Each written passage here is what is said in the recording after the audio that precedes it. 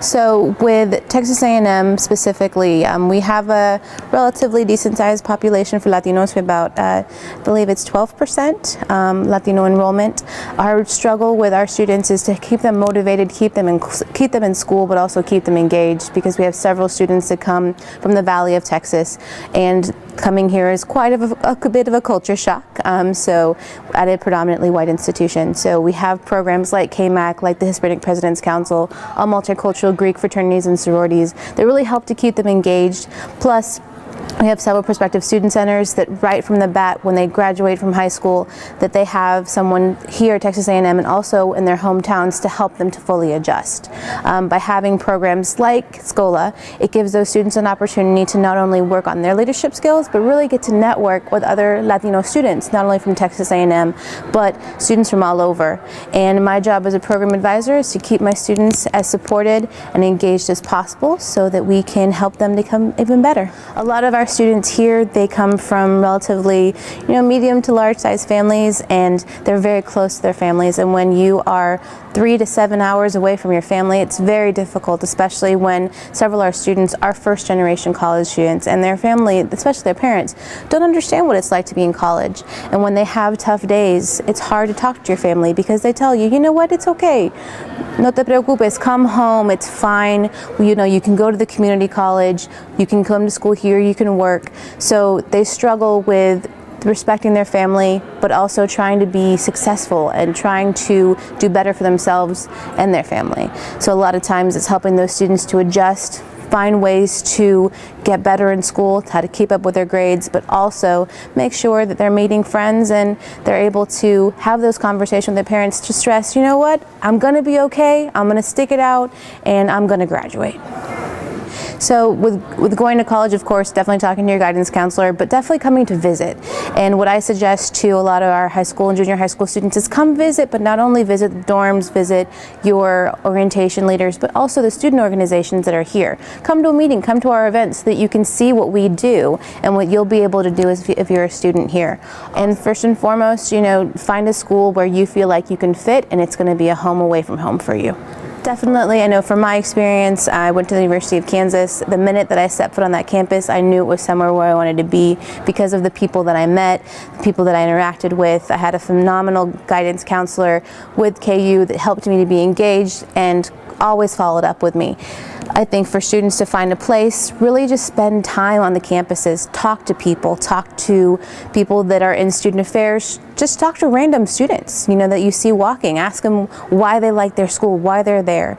So then that way you can really hear from students who are currently there to tell you what their experience has been like. Okay. So some of the things you should look for when you visit a college is definitely the size of the standard classes, because if you've never been to a college campus before, if you had graduated from a smaller high school, those large 1,500, 2,000 plus classes can be really intimidating. So if you feel like you're going to be more successful in a smaller school, definitely take consideration the actual class sizes, because you can get lost really easily. And as a freshman, it's really intimidating.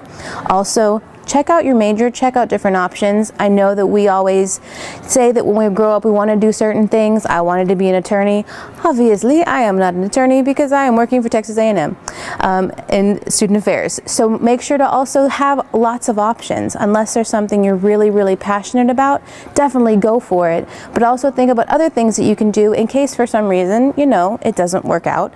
But you have a major like communications or marketing, journalism, just something a little bit more general so that you have a little bit something else to fall back on in case, hey, things don't work out. So say, for example, you don't know what you want to do, which is a very common thing. Definitely look at different jobs that you might want to do in the future. Say, hey, I think it's awesome that people are on TV. I want to be on TV. Journalism is a great spot for that. Or, you want to be in theater, obviously drama, theater, acting, really good spot.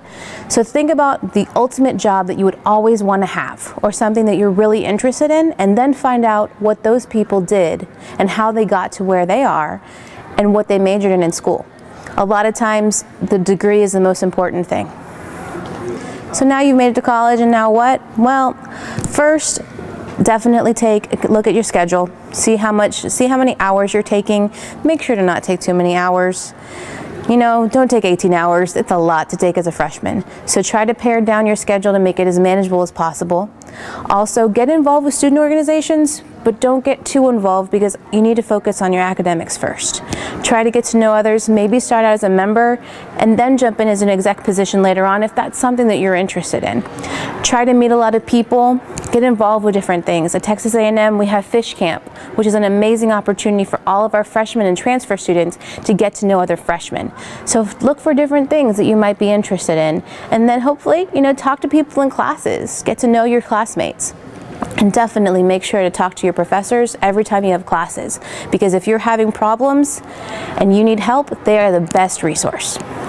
If you're struggling academically in college, the important thing is as soon as you find out that you're not doing well, talk to your professor, talk to your TA, talk to your academic advisor, because the sooner that you can catch it, the sooner you can improve it.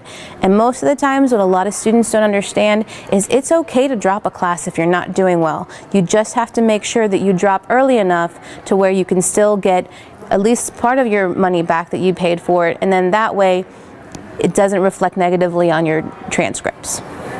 If you have pressure at home, for example, helping to take care of your family, paying bills, contribute, that's a really tough one. Fortunately for me, I've been very fortunate that I didn't have to do that, but I have several students where that has been a big struggle and a big, concern. Have that talk with your family. See what you can do to make it manageable. Always put family first, in my opinion, but your family also has to understand too that you also now have a life. You're going to be a college graduate, but try to work it out with your family so that you can have the best of both worlds if at all possible. If you're a junior or senior and you're thinking about what's going to happen after graduation, it's very important to start thinking about that early. Definitely talk to the Career Center if you have one.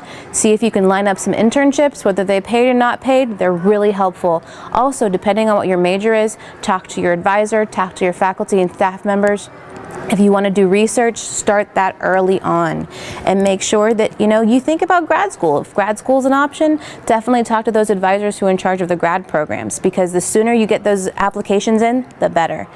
Definitely, like I said, be proactive, think about what you want to do, and start making those connections as soon as you can.